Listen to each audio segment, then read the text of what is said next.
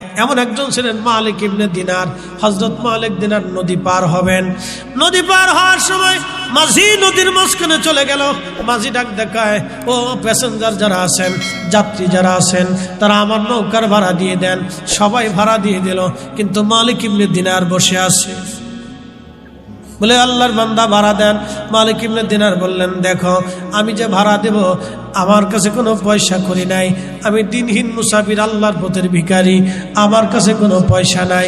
মাঝি বলতেছে, না রে বেটা, ভাড়া যদি না দিতে পারিস ঘাড় ধাক্কা দিয়ে নদীর মধ্যে ফেলে দেব, বকলামি করার জায়গা পাও না, আগে ভাড়া দাও তারপরে কথা বলবা, এই সমস্ত আজারে বাজারে কথা চলবে না, তাড়াতাড়ি দে বেটা, ভাড়া দে।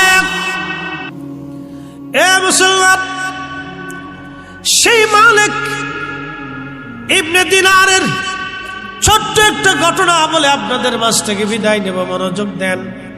মালিক ইবনে দিনার তিনি হজ করার জন্য মক্কায় চলে গেলেন। আল্লাহর ঘরে বসে বসে হজ করলেন, হজ শেষ করলেন। হজ শেষের পরে তিনি মাকাম ইব্রাহিমে বসে দোয়া করি, ইয়া রাব্বি, আমি তো হজ করলাম কিন্তু কবুল হইল কিনা জানলাম না তো আল্লাহ। লক্ষ লক্ষ হাজি হজ করলো, কবুল হইল কিনা জানলাম না। আল্লাহ আপনি দয়া করে আমাকে জানান হজ কবুল হয়েছে নি। মালিক ইবনে দিনার রাত্রিবেলা ঘুমানো, স্বপ্নে আমার আল্লাহ জানাইলেন, মালিক সবার হজ কবুল করেছি, কিন্তু একজনের হজ আমি আল্লাহ কবুল করি নাই। কিন্তু শুনলে আশ্চর্য হবেন, এই মালিক ইবনে দিনার প্রথম জীবনে মদপায়ী ছিলেন এবং কর্জ আদায়কারী, খাজনা আদায়কারী ছিলেন। আল্লাহর দুনিয়ার সম্পদগুলি নষ্ট করতেন, নেশা করতেন, প্রচুর সম্পদের মালিক ছিলেন। প্রথম জীবনে তিনি নেশাকারী ছিলেন। কদরের রাত্রিবেলাও সে নেশা করত, বরাতের রাত্রিবেলাও নেশা করত। এত নিকৃষ্ট একজন মানুষ ছিলেন, কিন্তু আল্লাহর ওলি হয়ে গেলেন। এত বুজুর্গি আল্লাহর ওলি হয়ে গেলেন ইবাদত করার কারণে। রে নবীনগরবাসী, হযরত মালিক ইবনে দিনার আল ইরাকি আল বসরি রাহিমাহুল্লাহ যখন দোয়া করলেন, আল্লাহ জানাইলেন, মালিক রে, আমি সবার হজ কবুল করেছি, সবার দোয়া কবুল করেছি, কিন্তু একজনের দোয়া আমি আল্লাহকে কবুল করি নাই, একজনের হজ আমি আল্লাহ কবুল করি নাই, একজনকে মাফ করি নাই, সবাইরে মাফ করছি। হযরত মালিক ইবনে দিনার আল্লাহ জানাইলেন, মালিক সবার গুনাহ মাফ করছি, কিন্তু আল্লাহ আমি আল্লাহ একজনের গুনাহ মাফ করি নাই। মালিক বললেন, আল্লাহ সে কে? বলে, তার নাম মুহাম্মদ ইবনে হারুন সামারকন্দি। বর্তমান আফগানিস্তানের পাশে একটা দেশের নাম হচ্ছে উজবেকিস্তান। উজবেকিস্তানের একটা এলাকার নাম বুখারা। এই বুখারা থেকে 3 মাইল দূরে এলাকার নাম হলো সামারখান। আমি মুহাম্মদ ইবনে হারুন সামারকন্দের গুনাহ আমি মাফ করি নাই।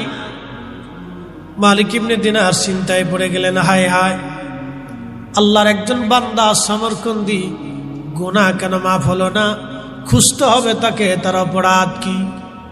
মালিক ইবনে দিনার ইরাকি তিনি মক্কাতে হেরেমে নামাজ পড়লেন। তাহাজ্জুদ ফজরের নামাজ পড়ার পরে মক্কাবাসীদেরকে ডাক দিলেন, ও মক্কাবাসী, বলো মুহাম্মদ ইবনে হারুন সামারকন্দি নামে কাউরে চিনুনি? মক্কার মানুষ ডাকতে বলল, হুজুর আমরা তারে চিনি। আজকে 40 বছর ধরে মাকাম ইব্রাহিমে, 40 বছর ধরে মাকাম ইব্রাহিমে সারা রাত্র ভোরে ভোরে নামাজ পড়ে।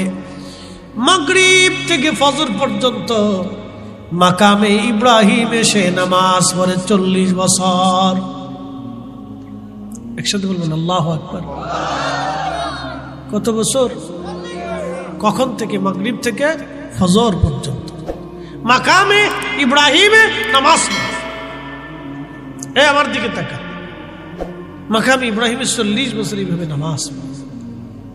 মালিক ইবনে দিনার চিন্তায় পড়ে গেলেন, 40 বছর ধরে মাকামে ইব্রাহিমে সে নামাজ পড়ে, কিন্তু গুনাহ মাফ হলো না, তার হজ কবুল হলো না। কারণ কি? 40 বছর ধরে তার অপরাধটা কি? লোকেরা বলল, হুজুর এইখানে শেষ না, মক্কার একটা বিরান ভূমি আছে, ওখানে কোনো মানুষ বসবাস করে না, ওইখানে একটা গাছ আছে, ওই গাছের নিচে দাঁড়ায় দাঁড়ায় সে সারাদিন ইবাদত করে, নামাজ পড়ে। 40 বছর ধরে সে রোজা রাখে। একসাথে বলবেন মারহাবা। কত বছর? 40 বছর ধরে সে রোজা রাখে। মালিক ইবনে দিনার বললেন, হায় হায়, এই লোকটাকে তো দেখার দরকার। বলে আছে কোথায়? বলে হুজুর, এই লোকটা মক্কার বিরান ভূমি গাছের নিচে ইবাদত করতেছে। মালিক ইবনে দিনার চলে গেলেন, ওই লোকের কাছে যা দেখলেন তার ডান হাতটা কাটা, একটা হাত নাই। আচ্ছা, এই মুসল্লিরা, আব্বা কথা কেন না? থাক থাক থাক থাক, আব্বা কথা কেন বাবা না? মুসল্লি বালা প্রথম তো বই রয়েছে, লড়ছে না, জিকির করছে বালা, ঠিক আছে মারহাবা কর। না না, আওয়াজ দিতে মুসল্লি, তোরা আওয়াজ দি, তোদের এই বয়সে তুমি আন্দার করে বলছে, তোরা কি তাকে মরা বলছে? জোরে খানা বাবা, জোরে আল্লাহু আকবার। হ্যাঁ ঠিক আছে, মুসল্লির ভাব খুব ভালো, মেশিন ভালো, জাপানি মেশিন, একবারে নতুন নিউ মেশিন ভালো। এই বয়সে দেখেন না, খালি দৌড়াদৌড়ি, ফাড়াফাড়ি, গুতাগুতি, লাফালাফি। হ্যাঁ, মেশিন নতুন তো, আর যে মেশিন পুরাতন হয়ে গেছে। মেড ইন বাংলাদেশ, মেশিন পুরাতন হয়ে গেছে। দাদার বয়স কত? 112 হ্যাঁ, 97 অনামনি বই রয়েছেন দুনিয়া। আল্লাহু আকবার, কর না আল্লাহু আকবার, আরো জোরে কর। 97 মানে 100। হ্যাঁ, আল্লাহু আকবার, মারহাবা কর। আমল বালা, আমল বালা। হ্যাঁ, হুজুরের নেক বালা, মাশাআল্লাহ। 97 বছর আমাদের আজকের সবার মুরব্বী, কথা ঠিক আছে না? 97 বছর বয়স আল্লাহ ওনার দিয়েছে। এই 97 বছর বয়সে 100 বছর বয়সে একজন। আগের দিনের হিসাব তো কোনো তাল ঠিক ছিল, ঠিক আছে না? আল্লাহ আকবার। এখন আল্লাহ ওনার দুনিয়াতে রাখছে। আল্লাহ হায়াতের মধ্যে আরো বরকত দিক, বলে না আমিন। আল্লাহ এলেমে আরো বরকত দিক, বলে না আমিন। আমলে যেন আরো বরকত দিন, বলে না আমিন। 97 বছর বয়সে এখনো বসে বসে ওয়াজ শুনতেছে। ইয়া রব্বি, ওনার বয়সে কত মানুষ, ওনার বয়সে তো অধিক লোকই কবরে গেছে, অধিক লোক কবরে চলে গেছে। বয়স শেষ, দুর্বল হয়ে গেছে, ইঞ্জিন দুর্বল হয়ে গেছে। হযরত মালিক ইবনে দিনার ইরাকি যা দেখলেন গাছের নিচে একজন আল্লাহর বান্দা নামাজ পড়ে। নামাজ পড়ার সময় মালিক সালাম দিয়ে বসে বললেন, নামাজ পড়া শেষ, উত্তর দিয়ে বলেন, আল্লাহর বান্দা আপনার পরিচয় কি? বলে, আমার নাম হচ্ছে মালিক ইবনে দিনার ইরাকি। বলে, হুজুর, আমি আপনার পরিচয় শুনেছি, আপনি মস্ত বড় একজন আল্লাহর ওলি, জাহিদ, দুনিয়া বিরাগী, আপনি আল্লাহর ওলি। মালিক ইবনে দিনার বললেন, দেখো, আমি তো জাহিদ হতে পারি নাই। পৃথিবীর শ্রেষ্ঠ জাহিদ ছিলেন হযরত ওমর ইবনে আব্দুল আজিজ, ইসলামের প্রথম মুজাদ্দিদ, দ্বিতীয় ওমর যাকে বলা হয়। মালিক, কি জন্য আপনি আমার কাছে আসছেন? বলে, আপনার নাম কি মুহাম্মদ ইবনে হারুন সমরকন্দি? বলে, হ্যাঁ। আপনাকে একটা দুঃখের সংবাদ দিতে আসছি। বলেন, কি দুঃখের সংবাদ? বলে, সমরকন্দি রে, সবার হজ এই বছর কবুল হয়েছে, কিন্তু তোমার হজ কবুল হয় নাই। সবার দোয়া কবুল হয়েছে, তোমার দোয়া কবুল হয় নাই। সবাই আল্লাহ মাফ করছে, কিন্তু তোমার আল্লাহ মাফ করে নাই। সমরকন্দি চোখের পানি ফেলে ফেলে কাঁদে আর বলে, হুজুর, শুধু আপনি না, 40তম বছরে আজ আপনি এসেছেন। 40 বছর ধরে 40 জন আল্লাহর ওলি এসে আমাকে সংবাদ দিয়ে গেল, সবার হজ হয় কিন্তু আমার হজ হয় না, সবার ক্ষমা হয় কিন্তু আমার ক্ষমা হয় না। বলে, আল্লাহর বান্দা, 40 বছরে তুমি কি অপরাধ করছো বলো? সবার ক্ষমা হলো, তোমার ক্ষমা হলো না। সবার মাফ হলো, তোমার মাফ হলো না। সবার হজ কবুল হলো, কিন্তু তোমার হজ কবুল হলো না। 40 বছরের অপরাধ কি বলো? সামরকন্দির চোখের পানি ছেড়ে দিয়ে বলো, আমার জীবনের একটা বড় অপরাধ আমাকে এই পর্যন্ত আনছে। বলে কি অপরাধ বলো? বলে হুজুর অপরাধ হলো আমি অনেক বড় ধনী ছিলাম, কোটি কোটি টাকার মালিক ছিলাম আমি। আমার 12 জন দাসীবাদী ছিল। হুজুর আমি মদপায়ী ছিলাম, নেশা করতাম, নেশা করে প্রত্যেক দিন বাড়ি আসতাম। শাবান মাস, এই যে বর্তমানে শাবান, এই শাবান মাসের শেষ রজনীতে আমি নেশা করে বাড়ি আসছি। আমার মা উনুনে চুলার পাশে বসে বসে রান্না করতেছিল। মালিক ইবনে দিনারকে সামরকন্দি বলে, হুজুর নেশা করে বাড়ি আসছি। আসার পরে মা আমার হাতটা ধরে বললেন, বেটা, কত মানুষ মাহে রমজানের জন্য প্রস্তুতি নেয়, শাবানের শেষ রাত আজ, সবাই রোজার জন্য প্রস্তুতি নিল রে ছেলে আমার, তুই কিনা আমার ঘরে মদ্যপান করে বা মাতাল হয়ে আসছিস। কত ছেলে মারা যায়, তুই কি মরতে পারিস না?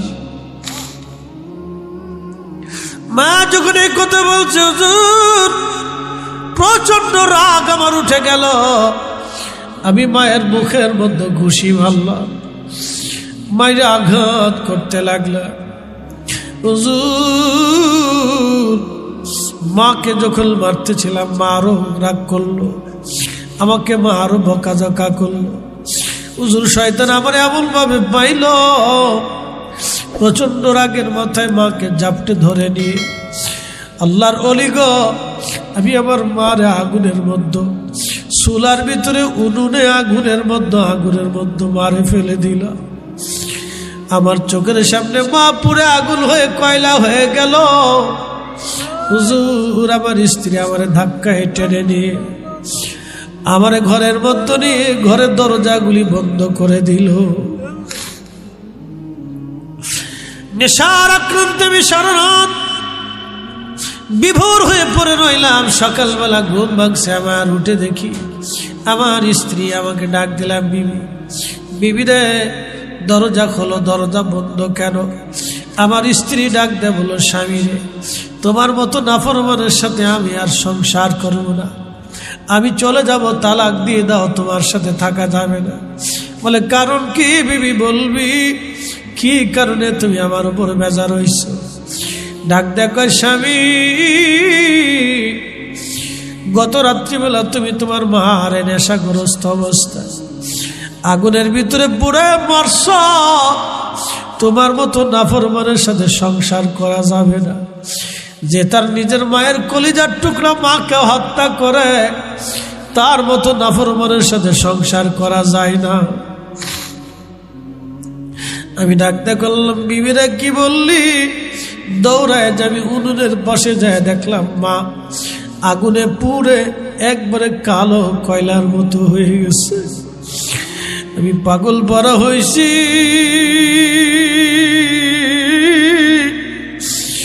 আমি পাগল হয়ে গেলাম। হায় হায়, কি জীবনের সর্বনাশ আমি করছি, করলাম কি আমি রে? উপায় হবে কি আমার? আমি আমার মায়ের দাফল কাবুল করছি। হুজুর ক্ষমা পাওয়ার আশায় আমার স্ত্রীকে তালাক দেয় বিবি থেকে জুদা হয়েছি। আমার 7,000 স্বর্ণ মুদ্রা ছিল, বর্তমানে 7,000 কোটি টাকা হবে।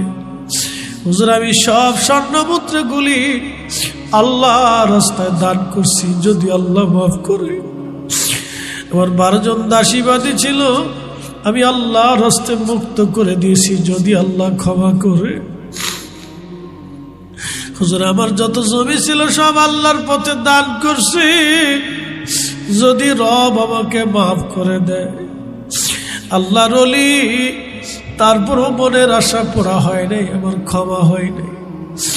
আমি আমার যেই হাত দিয়ে বাইরে মারছিলাম, ঘুষি দিয়েছিলাম, আঘাত করেছিলাম, হুজুর আমার ডান হাত দেখেন আমি নিজে হাতে কেটে ফেলেছি। আমি আমার হাতটা নিজে হাতে কাটছি, যদি আল্লাহ মাফ করে দেয় তারপর মন মানে না, আমি সমরকন্দ থেকে রওনা দিয়ে হেরেমে আসি। 40টা বছর ধরে হেরেমে মাকামে ইব্রাহিমে ইবাদত করি, কাবা শরীফ ধরে ধরে কান্দি। আমি হেরেমের গিলাফ ধরে ধরে আল্লাহর কাছে কান্দি। 40টা বছর ধরে কান্দি। হুজুর 40 জন আব্দুল আমারে বলে দিয়ে গেছে সবার মাফ হয়, আমার ক্ষমা হয় না। সবার হজ হয় কিন্তু আমার কবুল হয় না। সবাই আল্লাহ দোয়া কবুল করে, আমারটা হয় না। ও গো মা, তুমি এ ধরনের শ্রেষ্ঠ নিয়ামত, তোমারই পদতলে রয়েছে জান্নাত। ও গো মা, তুমি এ ধরনের শ্রেষ্ঠ নিয়ামত, তোমারই পদতলে রয়েছে জান্নাত। হুজুর 40 বছর ধরে কান্দি, ক্ষমা হয় নাই। মালিক ইবনে দিনার চোখের পানি সেরে সেরে কাদার বলে, বান্দারে করলি কি? ও গো আল্লাহর বান্দা, করলা কি? পৃথিবীতে আগুন লাগাইয়া ও আগুন থেকে বাঁচার জন্য তুমি চেষ্টা করতেছ। সর্বনাশ হয়েছে রে, তোকে আমার মালিক কেমনে ক্ষমা করবে বল? তুই তোর মায়ের সাথে নাফরমানি করছিস। আল্লাহর বান্দা কান্দার বলে, হুজুর তাহলে আমার কি ক্ষমা হবে না? আমার কি মাফ হবে না? আল্লাহর ওলি মালিক ইবনে দিনার কাঁদতে কাঁদতে তিনি মুসাফির খানায় চলে আসলেন।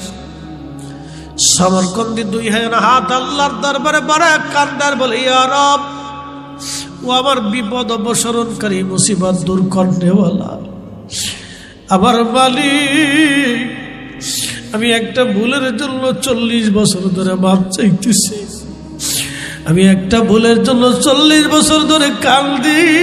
আল্লাহ, তোমার এই সমরকন্দের যদি তুমি দরজা থেকে তাড়ায় দাও, আমি বান্দা কোন দরজায় হাত বাড়াবো? আমার এমন ভিখারি বানাইছ, তোমার দরজা ছাড়া আর কোনো দরজা আমার নাই। আমার এমন ভিখারি বানাইছ, তোমার কাছে ছাড়া ভিক্ষা চাওয়ার আর কেউ নাই। আল্লাহ, যদি আমার তাড়ায় দাও, তোমার মুহাম্মদ ইবনে হারুন সমরকন্দি কোন দরজায় হাত বাড়াবে? আল্লাহ, আমি মাকাম ইব্রাহিম 40 বছরের ইবাদত দিয়ে তোমার কাছে কাঁদতেছি। আল্লাহ, আমারে মাফ করো, ক্ষমা করে দাও আমারে। এইভাবে যখন বিনয়ে বিনয়ে কাঁদে, আল্লাহর বান্দা বিনয়ে বিনয়ে কান্না করলো। মালিক ইবনে দিনার রাত্রিবেলা ঘুমায়, স্বপ্নের ঘরে দেখা আমার নবীজি তশরিফ আনছে। চিৎকার মেরে বলেন, ইয়া রাসূলুল্লাহ, আমার হাবিব, আমার নবী স্বপ্নে এসে বলতেছে, মালিক ইবনে দিনার আল্লাহর বান্দারে খোদার রহমত থেকে তোমাকে জুদা করতে কে বলছে বলো? তুমি কেন বলছো সমরকন্দির আল্লাহ মাফ করবে না? এ মালিক, এই অধিকার তোমাকে কে দিছে বলো? মালিক ইবনে দিনার কেঁদে দিয়ে বলো, হুজুর আমার ভুল হয়েছে, আপনি আমার মাফ করে দেন। নবী ডাক দেখা, মালিক রে, তুমি কি জানো না? কুল ইয়া ইবাদিয়াল্লাযীনা আসরাফু আলা আনফুসিহিম লা তাকনাতু মির রাহমাতিল্লাহ। আল্লাহ রহমত থেকে আল্লাহ জুদা হতে নিষেধ করে দিয়েছে। আল্লাহ রহমত থেকে আল্লাহ মাহরুম হতে নিষেধ করে দিয়েছে। আল্লাহ রহমতের ভরসা থেকে আলাদা হতে আল্লাহ নিষেধ করছে। আলা ইয়াগফিরু যুনুবা জামিআ, ইন্নাল্লাহ ইয়াগফিরু যুনুবা জামিআ। আল্লাহ অবশ্যই সমস্ত গুনাহগুলি মাফ করে দেবে, ওয়াদা করছে। তুমি কেন বলছো আল্লাহ তারে মাফ করবে না বলো? মালিক ইবনে দিনার, তাড়াতাড়ি যাও, আমার সমরকন্দির যে সুসংবাদ দাও, আমার আল্লাহ আমার সমরকন্দির অপরাধ মাফ করে দিছে। কখনো তোমাকে যদি ভুলি, হেদায়েতের আলো জেলে নিও কাছে তুলি, ঠাই দিও প্রিয়তম অগমহিয়ান, তুমি রহমান, তুমি মেহেরবান। অন্ধ গাহে না শুধু তোমারি গুণগান, বুঝেও বুঝে না তবু শান, তুমি রহমান, তুমি মেহেরবান। এ সমরকন্দি মালিক, তুমি যা বলো সমরকন্দির আল্লাহ মাফ করে দিয়েছে, কিন্তু নবীজি বললেন সমরকন্দিরে বলো আল্লাহ তাকে মাফ করছে। কিয়ামতের ময়দান কায়েম হবে, মালিক ইয়াউমিদ্দিন, বিচার দিনের মালিক হবে আমার আল্লাহ। বিচার দিনের মালিক আল্লাহ। সমরকন্দির মা আল্লাহর আদালতে কিয়ামতের ময়দানে মামলা দায়ের করবে। আল্লাহ মামলা যখন দায়ের হবে, মা সন্তানের বিরুদ্ধে মামলা করছে, কঠিন হাসরে আল্লাহর আদালত বসবে। এরে মালিক, সেই দিন গরু ছাগলের বিচার হবে, প্রাণীকুলের বিচার হবে, মাখলুকের বিচার হবে, ফেরেশতা জিন ইনসানের বিচার আল্লাহ টান দিবে। সেই দিন আল্লাহ হবে ন্যায় বিচারক। আল্লাহ বিচারে টানবে, ওই বিচারের কাঠগড়ের আসামি সমরকন্দি হয়ে দাঁড়াবে, আর বাদী হবে তার মা। আমার রব সেই দিন বিচার টান যখন দেবে, তখন আমার আল্লাহ মুহাম্মদ ইবনে হারুন সমরকন্দির বিরুদ্ধে আল্লাহ রায় দিয়ে দিবে। যদিও আল্লাহ মাফ করছে, কিন্তু কিয়ামতের ময়দানে সমরকন্দির বিরুদ্ধে আল্লাহ রায় দিবে রে।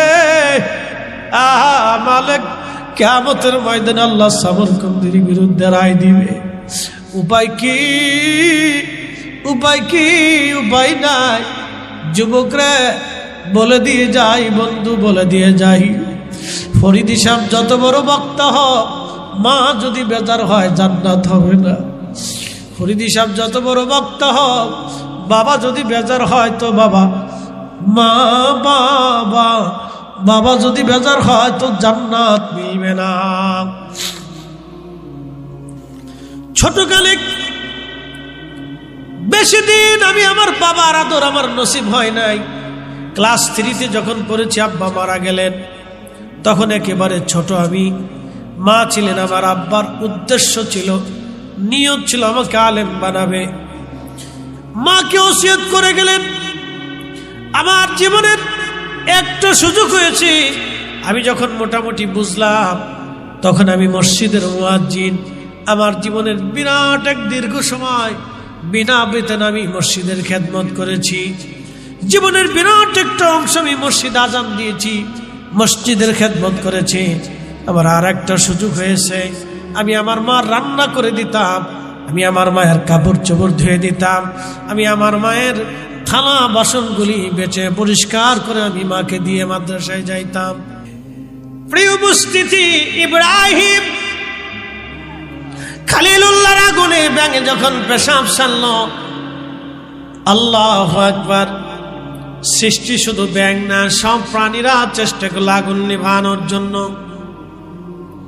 আপনাদের গাড়ি একটু বলে দিয়ে যাই, একটা পাখি আছে, একটা পাখি, আহাই পাখিটা পাথর নিয়ে আগুন নিভানোর জন্য চেষ্টা করে।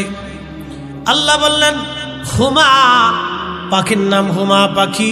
হুমারে কি জন্য তুই চেষ্টা করিস? বলি আরব, কঠিন মাহশারের মাঠে তুমি যদি জিজ্ঞেস করো আমার মাখলুক, আমার খলিলরা আগুনে ফেলাইছিল, তোমাদের ভূমিকা কি? আল্লাহ সেই দিন বলতে পারবো আমি পাথর ফালাই আগুন নিভানোর চেষ্টা করেছি। আল্লাহ ডাক দিলেন হুমারে, যা যা আমি আল্লাহ মর্তবা দিয়ে দিলাম, তোর ছায়া যার মাথায় পড়বে আমি আল্লাহ তার মাথার মধ্যে রাজত্ব দিয়ে দিব। একবার জোরে বলা যাবে কে মারহাবা। এই জন্য আমাদের সমাজে গিরগিটি আছে, গিরগিটি। আল্লাহ নবীর ইজ্জতের বিরুদ্ধে যারা দাঁড়ায় তারা গিরগিটি। কথা কন ঠিক কিনা? বর্ষাকালে ব্যাঙ ডাকেনি? ব্যাঙ ডাকে। ব্যাঙ যখন ডাকে বুঝবেন বৃষ্টি আসবে। বলে কোন দলিলে? একটা দলিল শুনে আজকে ইমাম ইবনে কাসির আল বাদায়া ওয়ান নাহার ভিতরে বিশুদ্ধ হাদিসে আমার নবীজি বলেছেন, আমার উম্মতেরা রে, সুলাইমানকে আমার রব আমার আল্লাহ তামাম পৃথিবীর বাদশাহী আল্লাহ দিয়েছিলেন।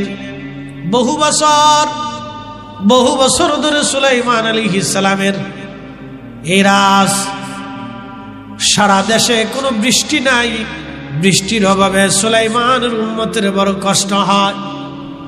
উম্মতের এসে বলল, নবী অনেক বড় কষ্ট হচ্ছে, বৃষ্টির বড় দরকার, আপনি দোয়া করে দেন। সুলাইমান নবী বলে, না হলে উম্মতেরা আসো, তোমরা সবাই চলো, আমরা বিরাট বড় মাঠের মধ্যে যাইয়া আমরা সালাতুল ইস্তিসকা পড়ে আল্লাহর দরবারে দোয়া করি, আমার রব যাতে আমাদেরকে বৃষ্টি দিয়ে দেয়।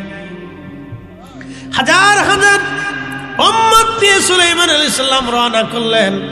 যাচ্ছেন প্রান্তরে, সুলাইমান আলাইহিস সালাম দেখে একটা ব্যাঙ তার সামনের দুইখানা হাত বাড়াইয়া দুই পায়ের উপরে ভর দিয়া ব্যাঙে আল্লাহর দরবারে হাত বাড়ায় কান্দে আর আল্লাহ মাখলুক বানাইছ, পানি ছাড়া চলতে পারি না, বড় কষ্ট হয়।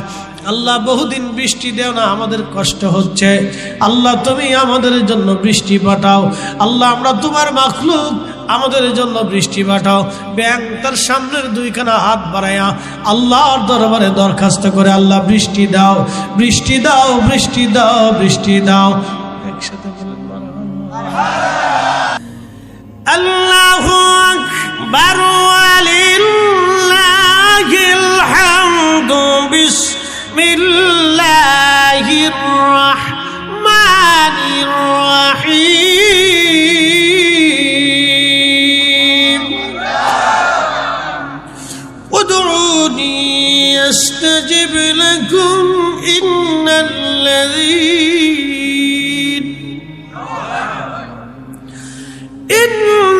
ইন্নাল্লাযীনা ইয়াস্তাকবিরুনা আন ইবাদাতি সায়াদখুলুনা জাহান্নাম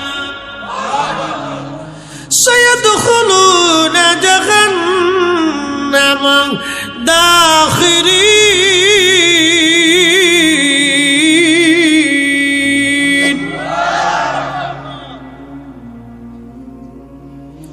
রব্বুল আলামিন বললেন, আমার কাছে চাও আমি তোমাকে দেব, আমার কাছে চাও আমি তোমাকে দেব, আমার কাছে চাও আমি তোমাকে দেব। যদি না চাও সায়াদখুলুনা জাহান্নামা